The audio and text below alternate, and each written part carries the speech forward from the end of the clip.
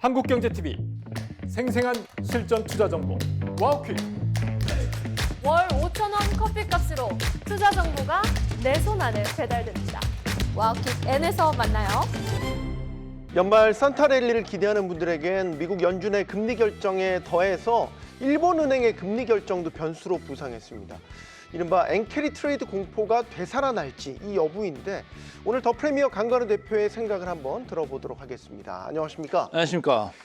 자, 일단 연말 산타랠리를 바라보며 일단 힘을 내고 있는 것 같아서 그나마 다행입니다. 3대 지수가 또 요즘에 좀 힘을 내는 것 같아요. 네, 제가 지난번에 와가지고 우리가 아주 극단적으로 몰렸을 때 이제는 현금 가지고 좀 실탄을 투여할 때다 이렇게 했는데 그때가 타이밍이 괜찮았습니다. 그래서 네. 지난주 내내 괜찮았고 뭐 어제도 괜찮은 느낌. 그래서 지금 뭐 야간 선물 나오는 것도 괜찮죠. 그래서 전반적으로 미국은 아주 이제 최악의 경우를 또 지나가면서 위쪽으로 보면서 가는 것 같은데 과연 산타랠리가 바로 올까요? 지금 뭐 FOMC라는 이제 이벤트가 있지 않습니까? 근데 네. 지금 차트로 보면 조금 기대를 거는 것 같습니다. 왼쪽에 S&P 500도 그렇고 오른쪽에 나스닥도 나와 있는데 가운데 밑에 보면 둘 다 RSI라는 게 있습니다. 지금 50 근처에서 자꾸 위쪽으로 보려고 해요. 지난번 내려올 때는 밑으로 가면서 30을 갔다 오지 않았습니까? 이렇게 밀렸었을 때가 있었는데 이제는 오히려 다시 위쪽으로 이렇게 보고 가고 있다. 좋은 신호네요. 좋은 신호로 이제 해석을 할 필요가 있어요. 나중에 제가 이제 공포 탐욕 지수하고 빅스를 곁들여서 이제 말씀을 드릴 텐데 빅스를 먼저 조금 말씀을 드리면은 이게 지금 16대로 다시 내려왔어요. 지난번에 우리가 27대로 갔었거든요. 네. 많이 내릴 때는. 예. 그래서 이게 좋아지는 방향 17이나 16으로 간다고 하면은 저 지금 보이는 S&P 500하고 나스닥 지수가 오히려 위쪽으로 지금 보면서 가려고 하는 거 아니겠느냐. 그 30일 정도를 미리 선행하면서 보여주는 게 빅스이기 때문에 뭐 양 지수 공이 위쪽으로. 그래서 산타랠리의 기대감이 약간은 생겨나고 있다 이렇게 보고 있습니다. 이런 가운데 갑자기 돌출된 이슈가 일본이에요. 일본 중앙은행이 금리를 올릴 것처럼 그렇죠. 총재가 이야기를 했어요. 그러면서 네. 바로 시장에 나타났죠. 일단 엔화 올랐고요. 채권 금리 올랐고요.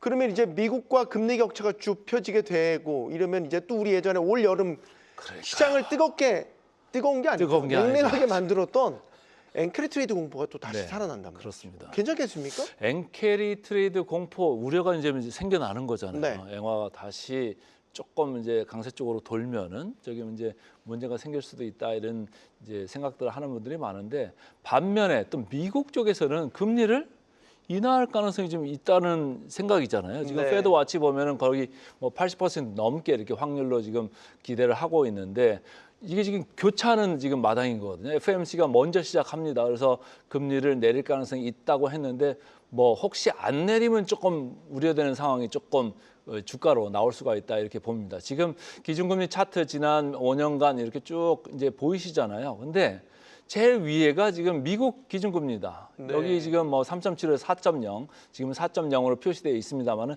제일 밑에 보이시는 게 0.5% 수준에 있는 일본 기준금리입니다.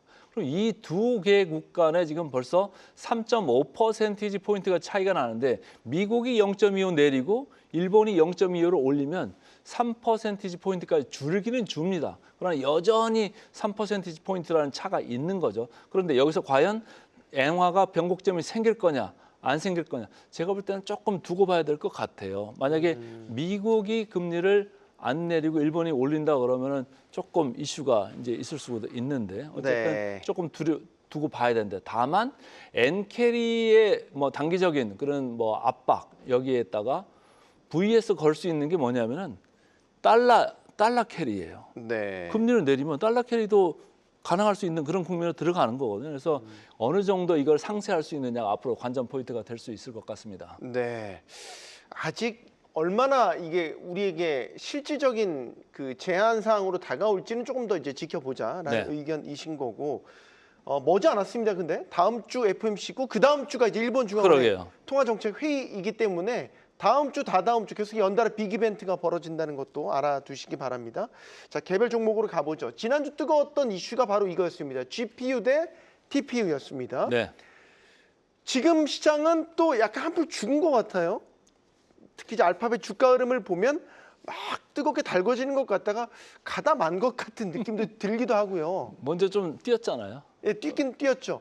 근데 이제 TPU 막 GPU 다 잡아먹을 것처럼 막 얘기한 것 치고는 아직까지 저는 뭐 모르겠어요. 지난주에도 나와서 말씀을 드렸는데 네. 이게 완전 한쪽을 다 잡아먹는 그런 판이 아니고 AI 칩의 생태계가 더 확산되고 커지는 생태계 그 확충이다 이렇게 저는 보고 싶고요.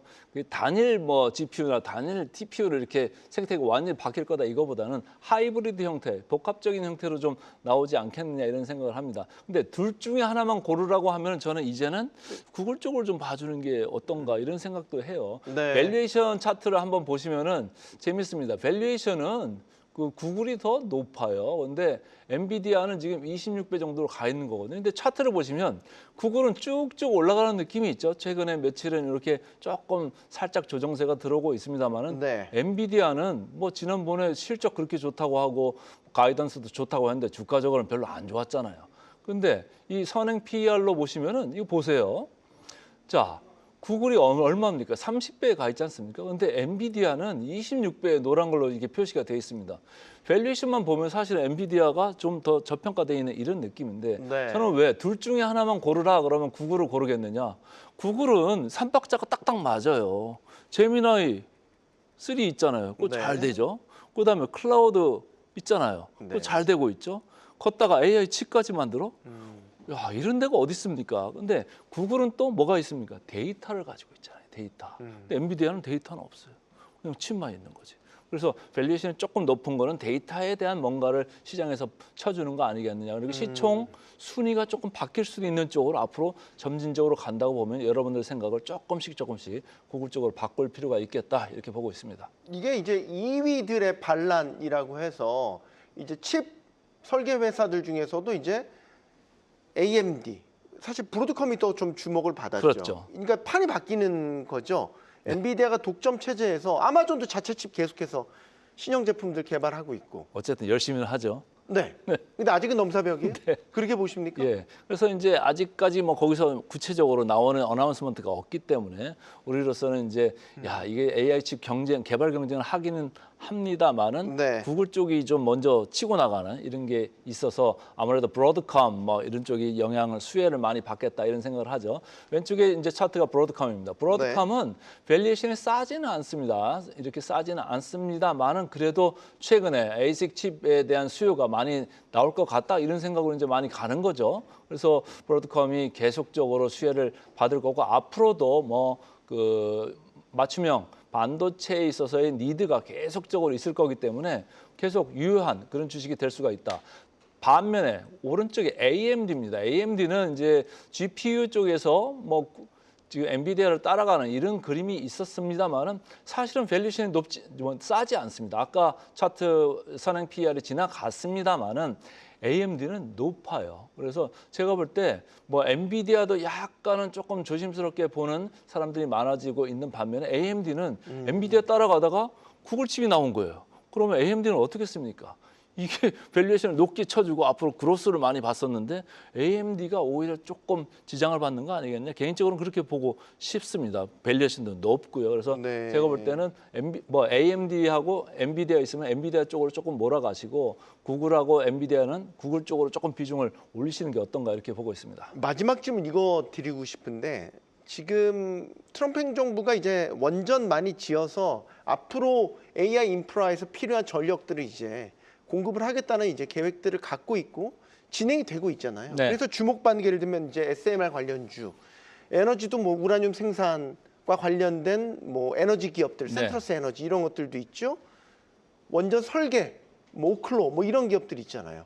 어떻게 보세요? 지금 주가가 폭등하다가 좀 쉬어가는 것 같다가 어쨌든 이런 정책과 관련된 이야기 나오면 다시 또 주목을 받고 이게 반복되고 있거든요. 이런 양상들이. 근데 어쨌든 스토리는 계속 나오는데 네. 그게 이제 숫자가 들어오려면 아무래도 뭐 4년, 5년 이렇게 걸리는 지금 얘기들이기 때문에 상당히 기대감에만 의존해가지고 가고 있다. 아직까지 이익을 못 내는 이런 이제 양 회사가 아니겠습니까? 지금 차트가 나오고 있습니다만은 네. 오클러도 그렇고 SMR도 그렇고 이익을 지금 만들어내지 못하고 뭐 이게 원전의 수혜를 받을 거다 이런 얘기를 하고 있습니다. 근데 또 SMR 같은 경우는 계속 펀딩이 조금 필요하다, 돈이 자금이 부족하다 이런 얘기들이 있었거든요. 근데 어쨌든 지금 차트를 보시면 오클러도 그렇고 SMR도 그렇고 전 고점 대비해가지고 무려 50%, 60% 각각 빠졌네요. 이렇게 빠졌어요. 그런데 이러고 있는데 다시 원전 얘기가 나오니까 주가가 어떻겠습니까? 당연히 반등을 하죠. 그래서 저런 반등은 제가 볼 때는